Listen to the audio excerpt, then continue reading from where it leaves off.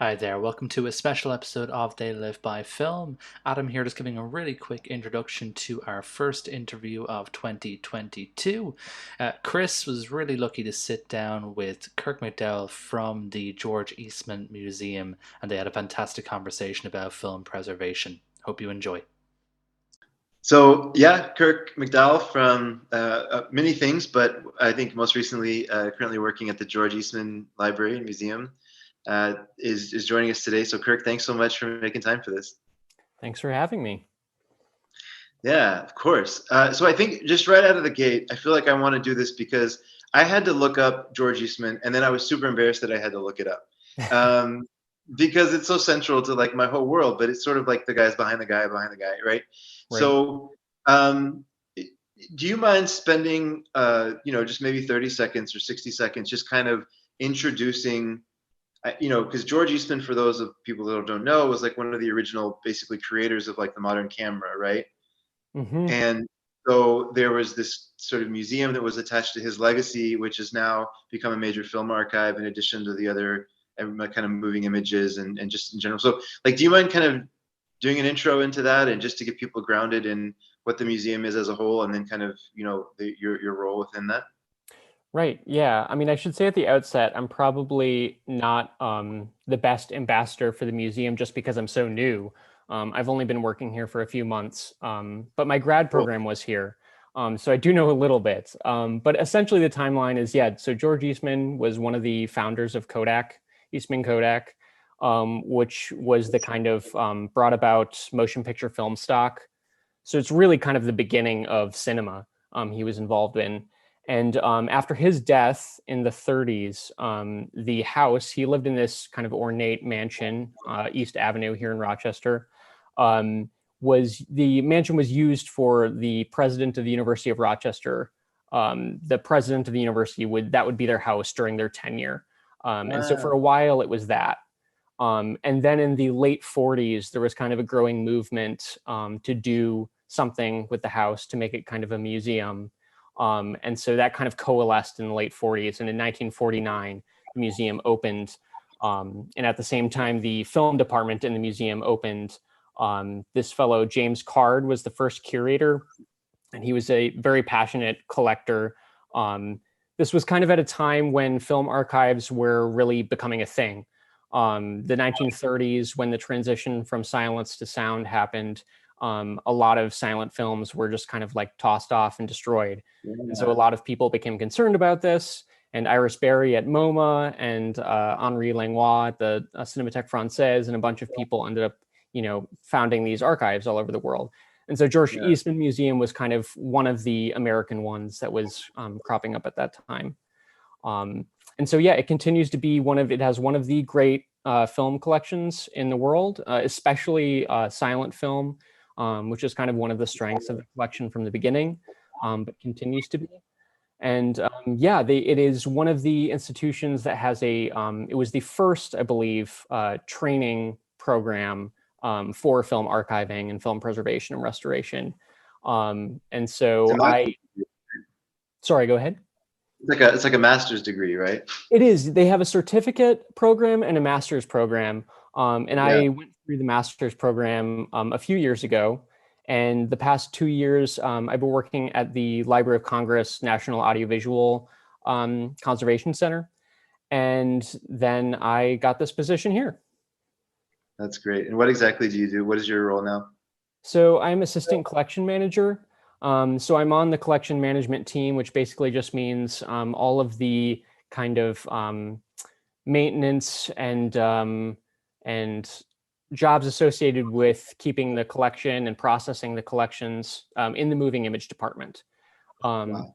So there's three of us, and it's a lot of it's a lot of inspecting film and the associated catalog records with that. It's a lot of shipping film. We ship a lot of film, whether it be for film festivals or venues that are screening films that are in the collection, or preservation work if we're sending out, a film element to a lab, or if some of our collections are on deposit. Obviously, the big one I'm assuming we'll talk about later, Warner Brothers, but there are Right. other collections on deposit where they need films shipped out. So that's a big part of it too. And then the other part is kind of incoming collections, incoming films through donations or other means, and kind of going through that whole process as well. So. What an amazing job. So you went to this master's program, you graduated, and there was one stop before Library of Congress, if I remember reading your LinkedIn profile, or did you go straight there from? It was a pretty quick transition. While I was in the program, I was working at a media transfer company here in Rochester, which was great kind of to see the commercial end of things of, getting people's home movies that are on all these different formats, from 8mm and Super 8 to all the different, VHS-C and High 8 and all these things, and transferring those. But actually, yeah, right after I graduated the master's program, I ended up getting that job at LOC. And then I was there really right before the pandemic started until October. So. Wow. So I want to spend the majority of time talking about George Eastman, but I'm also very interested in Library of Congress. So like, to the extent that you can talk about it, I know you're not there anymore now, but like, is it awe-inspiring when you walk in there? Like how big is this archive once you're actually kind of in behind the scenes? Oh yeah, the NAVCC is a awe-inspiring facility. It's a strange experience because it's in Culpeper, which is kind of out in the middle of nowhere, Virginia. But the facility was largely funded through a donation from David Packard of the Hewlett-Packard family. And I believe the trivia fact with that is that it's the largest donation by a civilian to the government that's ever been made. So it's a huge facility, and there's just there's 3 floors. There's a whole section for moving image. There's a whole section for recording sound, and then there's a whole wet film lab. And so there's just all this stuff going on there. It was incredible to work there. My position there was actually mainly with incoming copyright. I was kind of in this copyright unit, but I also worked a little bit in the nitrate vaults there with George Williman, who's just a great guy and very knowledgeable. And yeah, it's incredible working with that collection. Yeah, I know there's probably a lot of reasons why they can't open it up for tours, but it would just be amazing to kind of walk through this. I think it's been shut down because of the pandemic, but they traditionally, I think they've started, and I'm forgetting what day it is, but usually it was like a certain day every year, they would kind of have an open house. So if I can, that's something to check out if they start that up again, as things kind of open up a little bit more. But definitely recommend if anybody's in the area for that. And also they do a festival that's been obviously off these past 2 years called Mostly Lost, where they screen a bunch of films, a lot that are unidentified, and people in the audience just come and will kind of like yell out things if they recognize the film or people in the film, which is I'm sad I didn't get to experience that while I was there, because I really always wanted to go to that. But what's that? There's one of the subreddits that's like basically like, can you help me find this? Like I have like tip of my tongue. Tip of my tongue, yeah. It's like a tip of my tongue for festival. That's amazing. So now you're working with George Eastman. You're working as an assistant collection manager. Do you how are you getting requests for prints and things? Like, is it daily? Is it 100 times a day? Is it like what's the frequency that you're kind of processing these requests and getting new prints shipped out, and like how what? Yeah, I mean, I'm still getting into the flow of things. I think a lot of it changes by season. I mean, in terms of, because festivals really ramp up in the spring and the summer, so I think there's a lot more requests for prints for festivals then. But right now, after the holidays and everything, it's kind of more of a slower period for me right now. So it's all of the staff members in the department are also involved with teaching the students that are in the Selznick program. And so because of it's kind of a slower time right now, I'm actually like helping to teach right now. So I'm teaching small gauge, 8mm Super 8 and all the weird ones like 17.5 and 22mm and everything. Yeah. Is it only with the school, or separately, like commercially, do you also have like a film restoration lab where you can do that work in-house? So the in-house, we have a facility called Film Preservation Services that's Yeah. part of the museum, but it's out at Kodak Park, the old Kodak facilities. And Oh, that's where all of our scanning is done.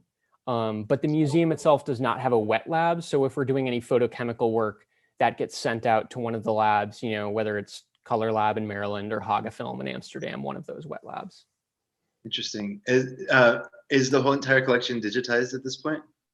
No, not by a long shot. Okay. And actually, so the museum has a policy that that it will only digitize films that have been preserved photochemically. So the museum will only consider a film preserved if it's photochemically preserved. It does not digitize film unless it's been photochemically preserved. What does that mean exactly? So that means creating. So if you have, like, say, you find an old print of a lost film, Uh-huh. and it's a print. So if we get money from the Packard Humanities Institute or something, or the Hmm. National Endowment for the Arts or something, to get that film preserved, then we send the film to a lab and create like a dupe negative, and then a print from that dupe negative. Say that print then can be screened in the Dryden, which is our theater here. Uh-huh. But the and so that's when we would consider the film preserved, is when it's been preserved onto new polyester stock, and the original does then not have to be touched from then on. I got you. Yeah, Okay. Because there is a risk of the original prints like losing or like fading over time, right? Like that is a risk, right? that is, yeah. Yeah, yeah, yeah. Because that was the whole. I know that was one of the conditions is called vinegar syndrome, right? That's not the only one, but that's one of the things. Right, vinegar syndrome for acetate-based film is a real issue, and in fact, we have a whole room in the basement that we just call the vinegar room, where all of the acetate film that is, and I'm trying to remember the scale. There's a scale of vinegar syndrome, but I think it's like 4 and above. Then the film is unsalvageable and is relegated to the vinegar room. Oh no! And does it actually smell when you walk in? Oh yeah. In fact, I used Oh really? it smells strong. I mean, before I had ever seen the vinegar room, when I would walk into the building when I was a student, I kept smelling. I was like, it's like vinegar chips. I kept smelling this like vinegar chip smell. And it was the vent from that room was actually coming out of the building at this one spot where I would walk in. So that's why I kept smelling that. But it's a No. really strong, acetic acid smell. Wow, interesting. Okay. And for the films that are in the archive that have been preserved, y'all screen. I think I read, is it 300 screenings a year at the theater at the Dryden? It's a lot. Yeah, I think right now it's about 5 days a week, screenings in the Dryden. It's a ton of stuff always going on. I just introduced a film there last night. We were Okay. showing Here Comes Mr. Jordan, which is Nice. in the Criterion Collection. Uh-huh. But yeah, there's a lot of screening, and it's a whole mix of it's a lot of films from the archives, obviously. But it's everything from old Hollywood films to new premieres. I know I think in a few weeks we're showing Drive My Car. Wow, So it's a whole mix of stuff. that's crazy. And I know that you said you're kind of getting rolling, but once you're running at full speed, are you engaging with, Criterion and Arbelos and maybe Eureka, Masters of Cinema? Are they pulling prints out to borrow to then put on disc and stuff from y'all in theory as well? Like, is that? Yeah, right. That is something that's done. I am probably the wrong person to ask about it, just because, as you know, I'm involved in all of the collection management activities, but I'm pretty sure it would be our department's head of research information and access who would be the person who would be, and obviously all the curator of our department, the head of our department, would be involved in those kinds of deals, and our preservation wing too. But that definitely is done. I mean, I was kind of trying to look up some of our recent-ish restorations that have been put on disc, because I know that Drifting was one from a few years ago that Kino Lorber put out, a silent film, and Three Women, which is upcoming, I think in the next month, that's coming out from Kino. Wow. Yeah. That's cool. Yeah. And so what is your connection with Warner Brothers then? Yeah, so I was trying to delve a little bit into this because I I gather that the connection goes back a long time, Okay. because I think back in the 70s there was some sort of informal agreement with, at the time, MGM, Uh-huh. and so they deposited, a ton of their films. We have the original camera negative of Gone with the Wind and The Wizard of Oz and a ton of these Oh, films. wow. um, and then that kind of existed until I think it was the 90s or around 2000, then, when there was that agreement between Warner Brothers and MGM, that then Warner Brothers then had the rights to all of the pre-1986 or something Okay. films. Yeah. So now it's Warner Brothers. And at that point, a more serious agreement was then drafted, and they actually support, some of our staff. So now it's a much more set down in stone kind of agreement, where we are sending them elements pretty regularly. Just last month we were sending like 40 reels or something out to their, the lab that they use out in LA. So it's a pretty regular, as they do their scanning for films that they're putting out on Blu-ray. They're we're shipping back and forth the elements from the archive. It was kind of amazing when I first started working, because I was seeing, I think at the time they were shipping back some elements, and I was like, oh yeah, this just came out like a few months ago, and this just came out. So it's cool. It's Yeah, very, it's honestly, it's a dream job for me to be, firsthand working with these materials. As a film fan, it's just, it's a dream job to be here and to be, working with these elements that are then used to, make these Blu-rays so that everyone can see these fantastic restorations of these films. Yeah, for sure. Speaking of that, because you mentioned earlier the connection with silent cinema and kind of the history there. Do you know if y'all have ever worked with Flicker Alley in some of the work they're doing? I do not know if the museum, if any elements from the museum have been the basis for any Flicker Alley releases. I'm not Okay. sure. I know that Kino Lorber has. I should say too, a lot of the Kino Lorber's releases of David O. Selznick films are from the collection, because we have a large collection of David O. Selznick material. But no, Flicker Alley, I'm not totally sure.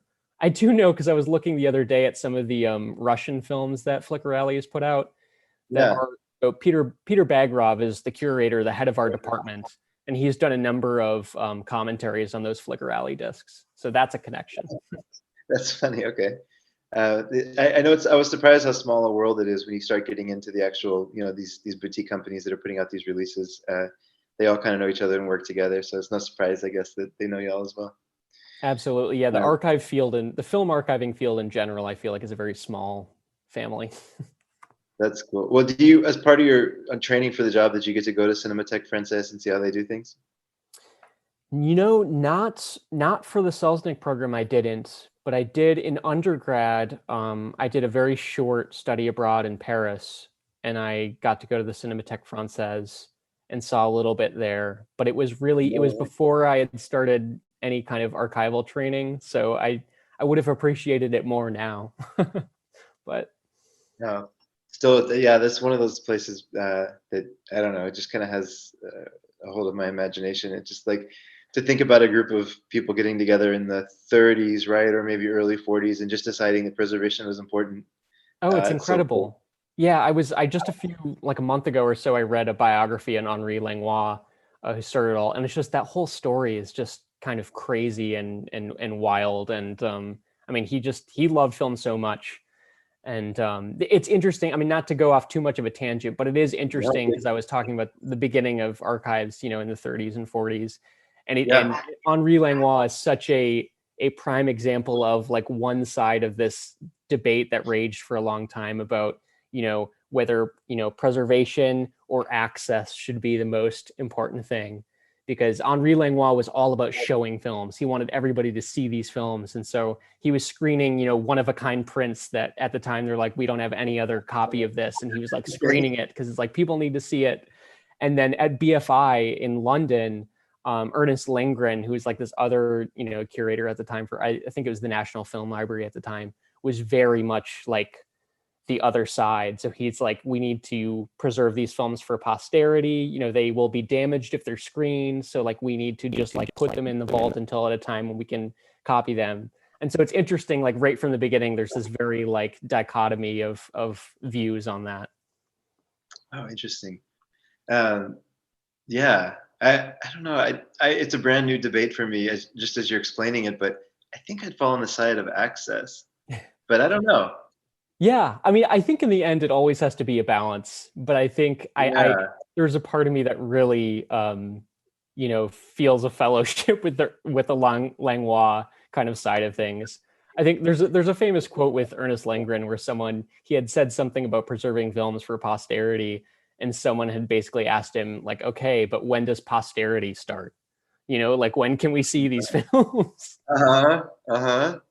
Yeah, maybe it's like a more practical approach from the BFI versus a more romantic approach from Cinémathèque Française or something, of like the passion to like share this love of cinema with anybody who wants it, versus the more practical approach of keeping it for, like your point, for what though? Keeping it for what if all you're doing is holding on to it? I don't know. That's interesting. Yeah, what's the book called that you read? What's that biography called? I think it was called A Passion for Film. I think that was the one. Yeah. I have to check that out. That's a cool story. And you're a collector yourself. You showed me before the call started. Yes. What do you have a particular type of Blu-ray you collect? Are you pretty diverse, or? My main kind of focus is silent film and then Hollywood films up through about 1960. That's pretty these days. That's pretty much exclusively what I'm buying is in that range somewhere. Just because those are the films that I love, and those are the films that I get really excited about. So, what is it about the '60s that starts to turn for you? Does it like what is it about the films up to that point, or why stop there? The end. Well, I mean, I think that those years roughly kind of work out to the classical Hollywood studio system kind of film, which are just the movies that they're the feel good movies for me. Those are the movies that I kind of I got into movies because my mom took me to the library as a kid, and I could, pick out old sci-fi like 50s movies. And so that's how I got into film, watching all these old Hollywood films. And that's still kind of what draws me now. And in the past few years, silent film especially has been a huge draw. Talking to Captain Gibb, I know you've had him on, has been really kind of nice because he's shown me shown me a ton of films that I otherwise wouldn't have seen. And obviously working at the museum is great for that because the collection of silent film is amazing. But no, yeah, absolutely. Yeah, I was surprised that, so this is the classic Hollywood kind of studio system. And then just by total coincidence, I wound up mostly through Arrow Video, actually. I accidentally got into the Japanese studio system from like the 60s.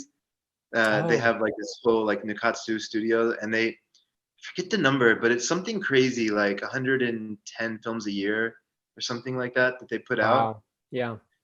And so a lot of them are lost to time or just were no good, whatever. But the ones that are kind of saved, it's this cool, you see the same actors popping up again and again. And you get you kind of can instantly kind of set yourself back into this time and get into it in the way that it was experienced back then. It's kind of fun to revisit it. That is definitely one of the pleasures of Hollywood movies too, is that, when I was a kid watching a ton of I consider Warner Brothers movies from like the 30s and early 40s to be my like sweet spot. It's my comfort food. It's what I go to if I need a pick me up. But that's what I was thinking, watching those movies and seeing like, oh, that's Abner Bieberman. Like I've seen him in all these, or not even knowing the name and figuring out later it's Abner Bieberman, who's like the gangster in all these different movies. But I love that about Hollywood films. When Letterboxd shows you your most viewed actor is Abner Bieberman, you're like, oh, okay. Right, yeah, this background actor who's been in everything I've seen. Yeah, that's cool. Do you keep track of how big your collection is? Like, is that something that you like kind of keep track of? I have spreadsheets, but they're very idiosyncratic. And honestly, I have a very old, I have not been keeping my Letterboxd account up to date. I used to have just a list of all the films that I had. Now, what I do is I have a spreadsheet that's all the films that I want to watch that I own.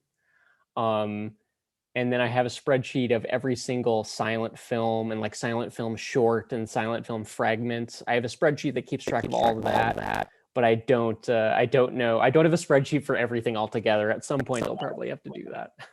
Sure. If nothing else, for insurance purposes. Right. Oh gosh, I think about that. Yeah. I have I've been collecting for about 20 years now, and I just passed 4,800 titles. And Wow. I about 10 years ago or so, I was like, yeah, you know what, I need to get this insured just in case. I would cry for a long time if I couldn't Oh replace. yeah. Um, Absolutely. but okay, so you talked about borrowing from the library. What is that? Because people can actually borrow from George Eastman, right? Isn't it? Don't you have some kind of a library system there? Well, there are film loans, say like you're a venue and you're screening a film. Oh, okay, like that. Yes, yeah, you can and there's a kind of process that venues go through basically because a lot of these films are just um they're one of a few prints of this film, and so the museum is pretty cautious about lending them out, but obviously it does to a ton of screening venues around the country. But if you're a collector and you have, an 8 millimeter reel at home, or something, you can't just like walk in and ask to borrow a particular, clip or a particular reel and watch it. Like you have No. to, No, I yeah, mean, yeah. if you're the other thing that happens a lot is that if you're a researcher that's looking at a specific topic or you're researching and, we Mm. have this film in our collection that doesn't exist anywhere else, you can, come in and see it that way. But just walking in, no. That's cool. So this might be an obvious question to you and maybe to people listening, but I'm always interested in this. So, we have this Blu-ray sitting at home, right? From like WB Archive, for example, right? Do you know sort of like what's the process for getting it to disc? So the first thing is that they're going to reach out to y'all. They have a couple titles in mind, or whatever, and they know that it's in y'all's lab. So they're going to reach out to y'all. Do you then sort of look at the print before you send it to see if it's ready for, production, or like what's that kind of process like before you send it off? Yeah, in terms of the archive work, so what I'd be doing is we definitely do like outgoing inspections and then incoming inspections too when stuff comes back. So on my end, it's pretty much we see that a certain film is going to go out, so we'll have an outgoing inspection of it, and then pack up the reels.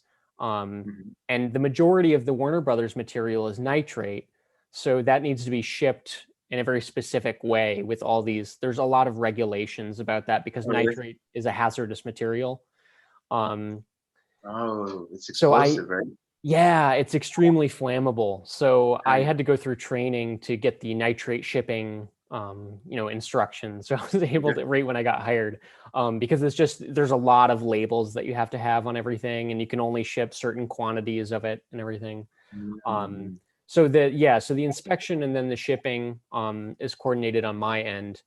And then, I mean, my understanding of a lot of that stuff is that then it goes to their facilities to be scanned there, and then the creation of the digital file, and then I don't know too much at all about how that's mastered into a Blu-ray disc, but No, that's fine. Yeah, that's just that first kind of part is what I was interested in, because I'm thinking of like, they Arrow got rid of the Arrow Academy line. They said that they've merged it into their main line, so we'll see. But between Arrow, Kino Lorber, you mentioned they're a huge one. Flicker Alley, Grasshopper. I don't know if they're mostly more modern films, but Milestone is another one I was thinking of. But there's some of these companies that are, they focus in a lot of older Hollywood cinema, and it's just interesting. I mean, I guess unless you're associated with the studio, you always have to start with the archives, right? And that's where you're pulling yeah, this from. well, exactly. And I think a big part of that too is that you see a lot of films, older films that are released on Blu-ray that are a new restoration, where it's like a lot of this restoration work is done by the archive.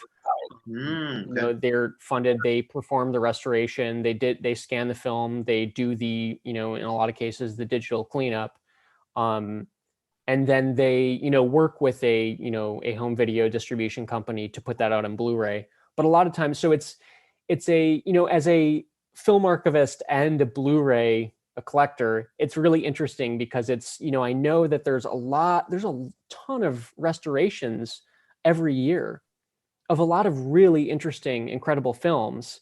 And most of them obviously don't come out on Blu-ray. Some of them do, but a lot of them don't. So that's one of the kind of frustrating things, I'm always thinking about, is that I wish, and I know a lot of it is just the market. But there's a lot, for instance, like the Academy, 5-6 years ago did a restoration of The Racket, a silent film with, I think it's an early sound. I've never seen it, but I want to. But they did a restoration of that film, and they showed it at MoMA, and there's DCPs of it. So if you're a venue, you can, screen this film, but it's not available on home video at all. The restoration isn't, at least. Oh, super interesting. So are there ways, and again, I'm not trying to get too detailed, just at a very high level, are there ways for people that are on the commercial side of maybe like the production of the discs to learn like what restorations have been done? Like, is there some kind of like portal or something where they log into and be like, okay, these are the restorations that have been done? Or how is that even communicated? Right. No, I really wish that was the case, because I think that a lot of the communication does come down to the decision maker at Kino, or the producer at Kino Lorber, like Brett would say, talking to George Williman at Library of Congress, say, and saying, what films, what would be a good prospect for something, to put out on Blu-ray. And what has been restored recently. I mean, there are, I think, a lot of people, a lot of it is done through just what is screened at festivals. Like Bologna is a big showcase for restorations. Pordenone, the Pordenone Silent Film Festival is a big showcase for restorations. And so a lot of it is seen that way. Something will screen at one of these old film festivals, and then a year or so later it'll come out. Which leads me to believe that the people working for the home video companies are aware of the film, that the restoration, because it's been screened, and then they work to bring it out.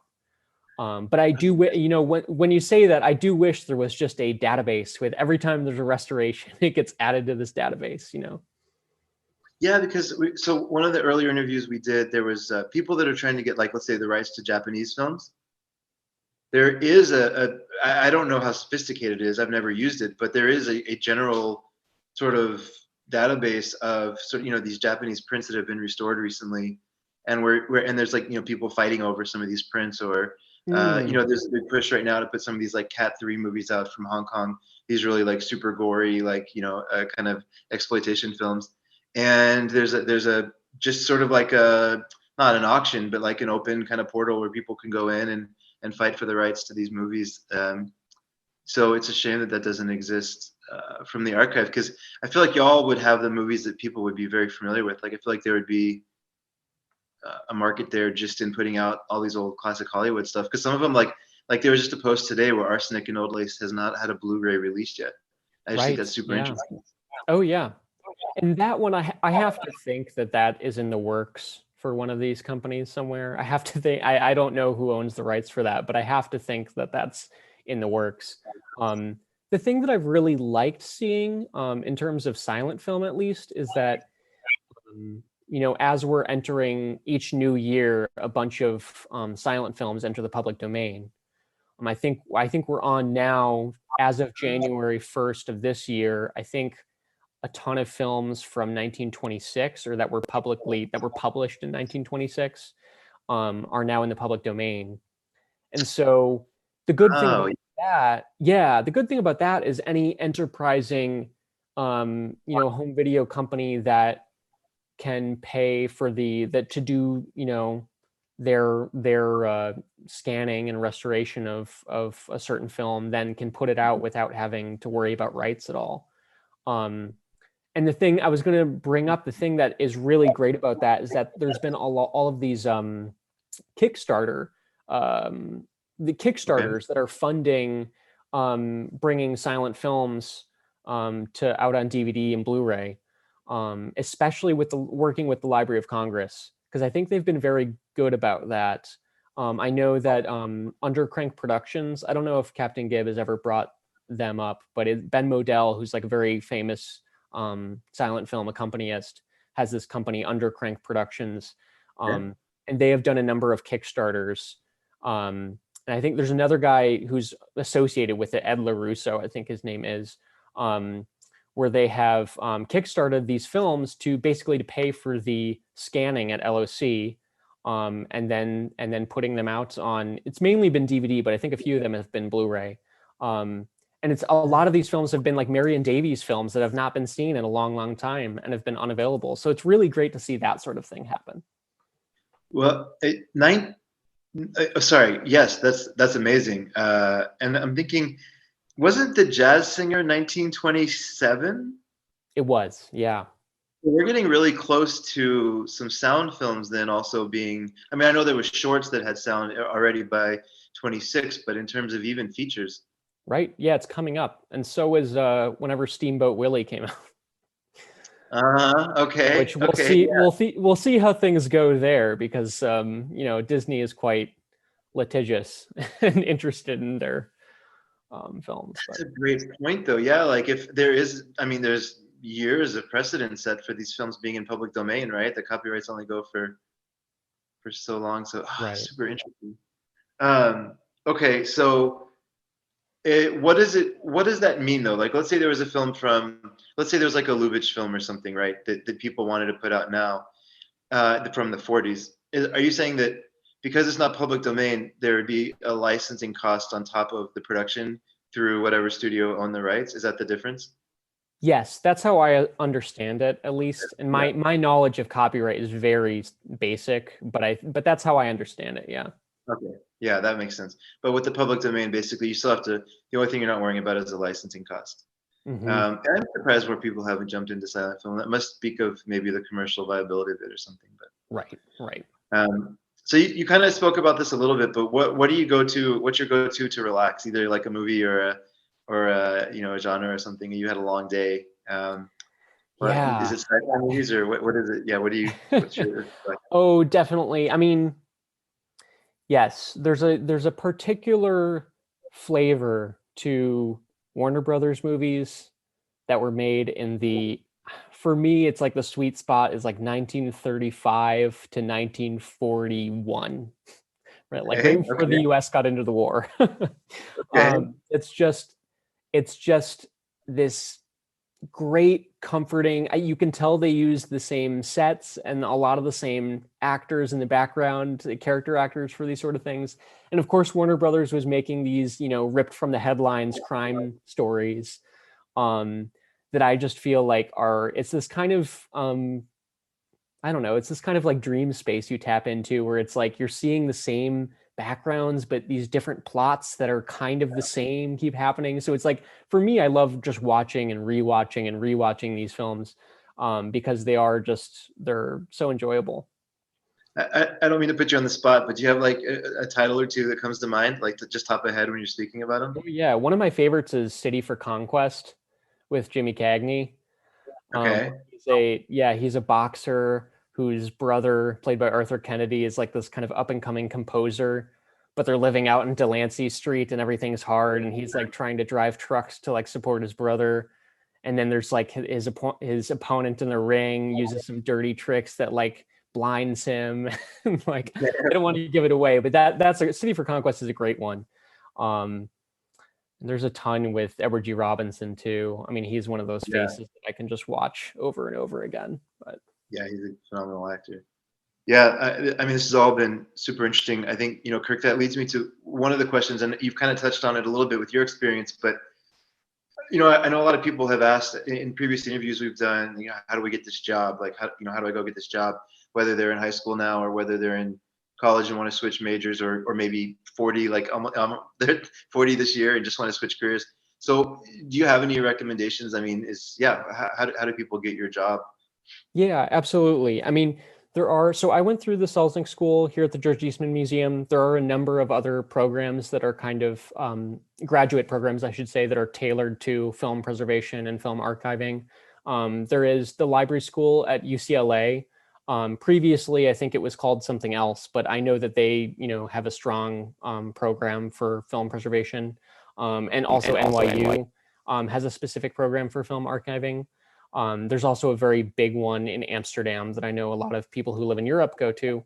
But I would say, you know, for people who are kind of just trying to, that are maybe younger and trying to head that direction, definitely like local archives, especially if you're at a university. Almost every university has some kind of archive or another. And most archives have some sort of moving image collection of one kind or another. So it's, I mean, that's the direction I took, because I kind of knew from early on that I wanted to eventually get into film archiving, is that, and I was at the University of Wisconsin-Madison, and they had a archive there, a film archive.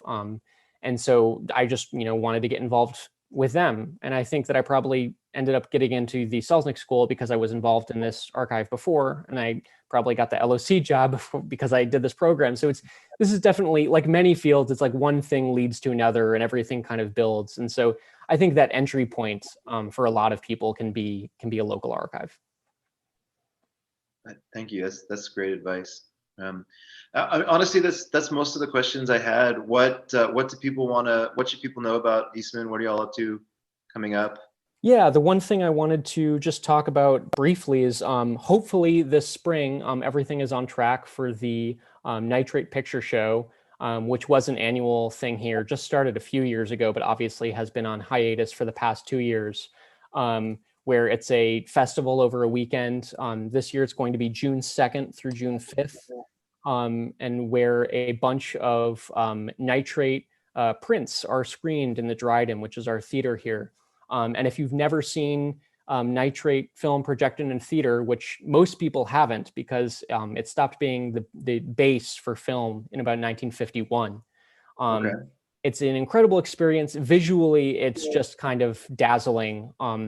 It's, a lot of people attribute it to, I believe it's possible there was more silver in the films that were nitrate base. Okay. But it's a great experience, and the schedule is kind of hidden until the festival opens, so I can't really rep any particular films. But it's a great festival, and if you're in the area, I definitely recommend it. Wow. Okay. That sounds great. Yeah, I might have to make it. When is it? You said generally spring. Is it like March, kind of April? Yeah, this year I believe it's June 2nd through June 5th. Great.